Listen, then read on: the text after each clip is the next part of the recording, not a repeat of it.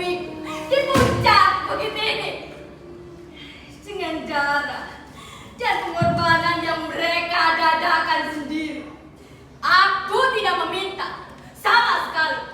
Mereka sendiri yang memutuskan dan berdalih mendapatkan banyak hal yang lebih menguntungkan dariku.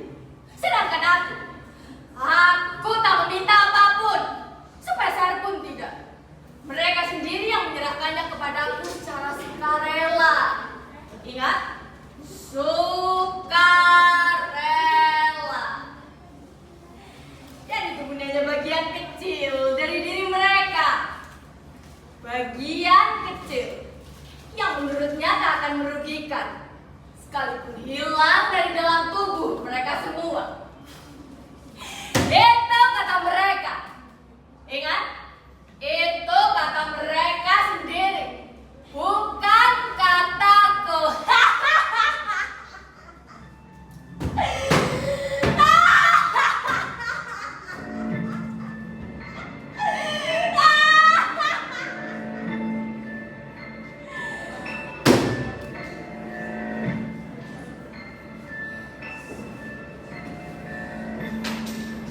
Perlu kalian tahu, jauh zaman sebelum hari ini, semua orang yang tinggal di bumi, mereka hanya butuh sandang, pangan, dan papan untuk hidup.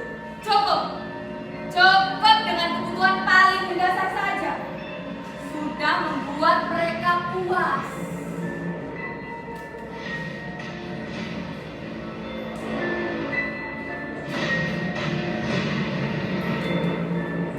Ya, seperlunya saja mereka menyerap saripati bumi.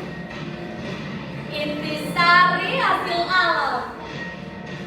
Tapi tidak seperti hari ini. Semua orang seolah terus berlomba, didorong oleh anak-anak gila mereka untuk terus memberi makan dagangnya yang menggerus dan tak berujung. Mengorek-ngorek isi bumi, membabat semua alas, hutan, hingga rawa-rawa. Yang pada dasarnya tak pernah sekalipun perut mereka bisa menampung. Hingga akhirnya melembung dan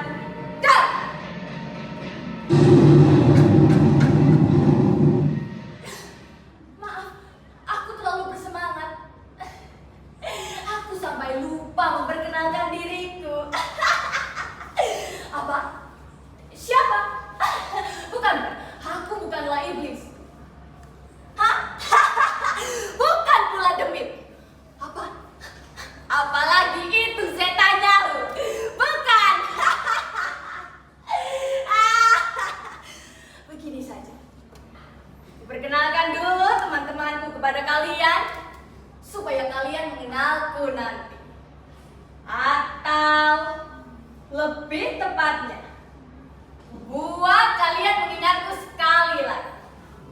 Kemari, kuperkenalkan kalian dengan para sahabat investorku.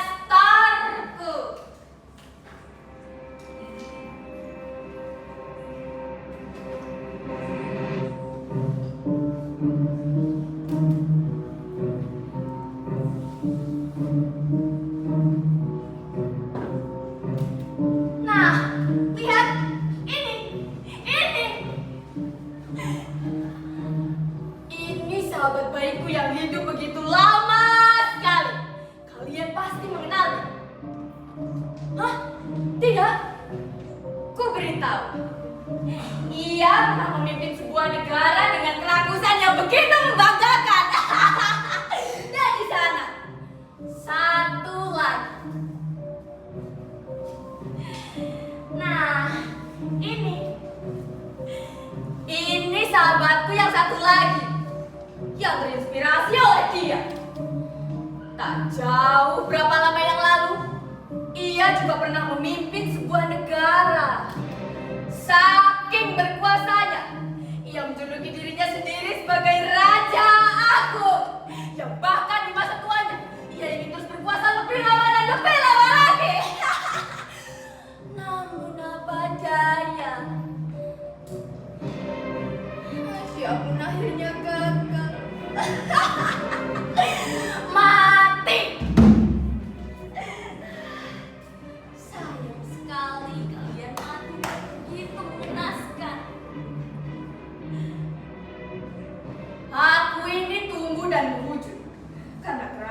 kemewahan dan kesombongan yang dilakukan oleh orang-orang seperti mereka ini.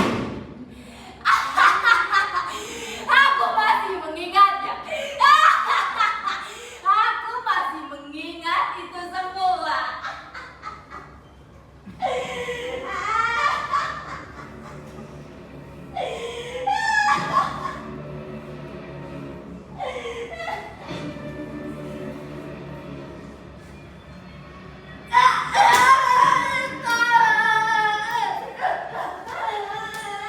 Jangan bunuh aku. Kau telah berjanji kepadaku. Aku telah memberikan apapun yang kau minta. Keluargaku dan seluruh wargaku telah terusir. Hutan telah kau kuasai. Dan gunung-gunung telah berubah menjadi cekungan-cekungan raksasa. Apapun yang kau minta, rajaku, sudah kau dapatkan. Jadi tolong. Tidak, jangan bunuh aku. Tidak.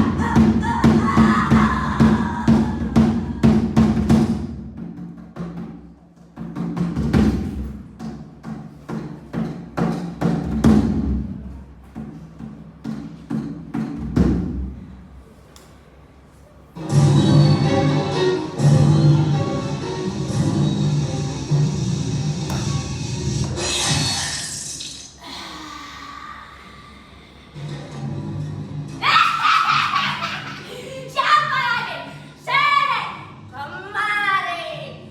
Mulai sekarang, selama aku yang pimpin pulau ini, negara ini, tanah ini adalah milikku. Kalian semuanya kontrak harus bayar sewa kepadaku. Dan siapapun yang menentang sang Raja Durjana akan mampus.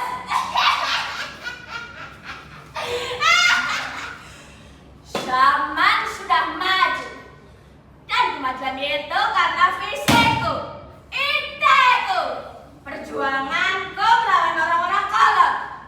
Tapi orang-orang yang tak tahu terima kasih itu justru melawanku, menentangku. Gila, mereka pikir siapa yang membawa teknologi canggih milik orang asing untuk membantu pertambangan di negara ini? Siapa lagi kalau bukan aku, si Raja Durjana.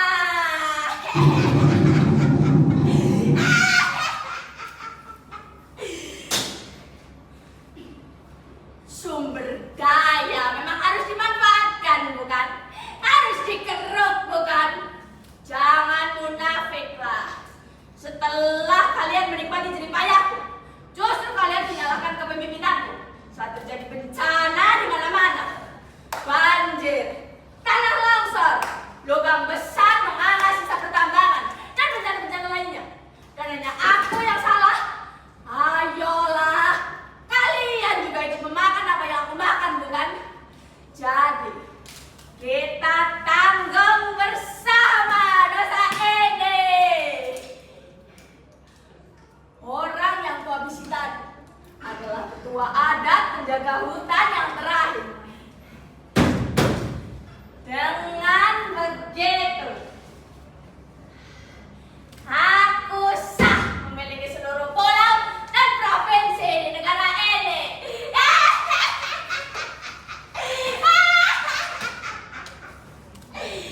Ya, karena aku memang Raja Durjana. Semua aku lakukan untuk kepentinganku.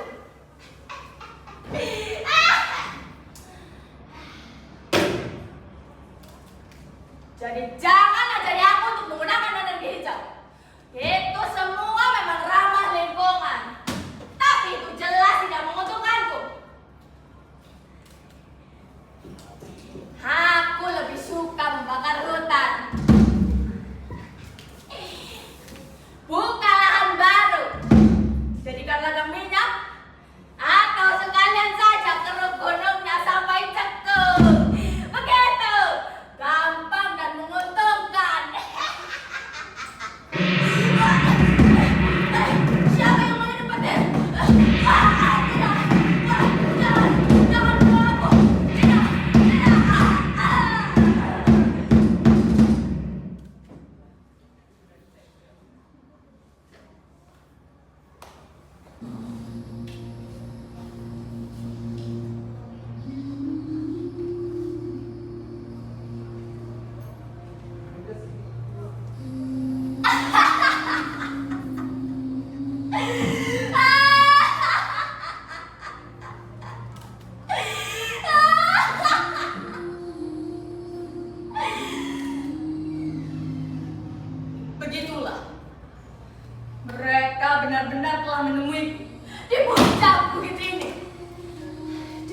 darah dan pengorbanan yang mereka dadakan sendiri.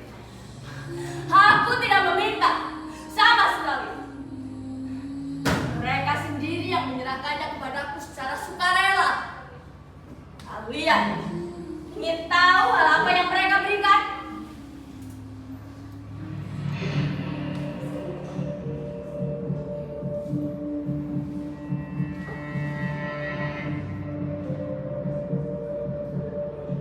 Mereka memberikan wujud paling sempurna ini sebagai sesembahan.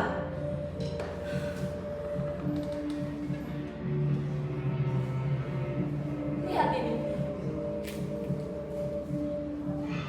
Mereka memberikan hatinya untukku.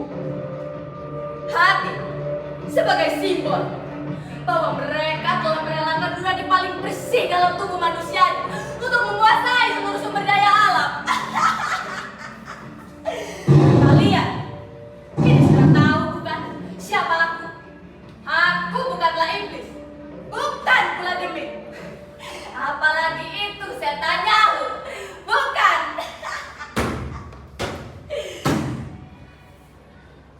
Aku adalah sifat yang mewujud dari puncak keserakahan manusia itu sendiri.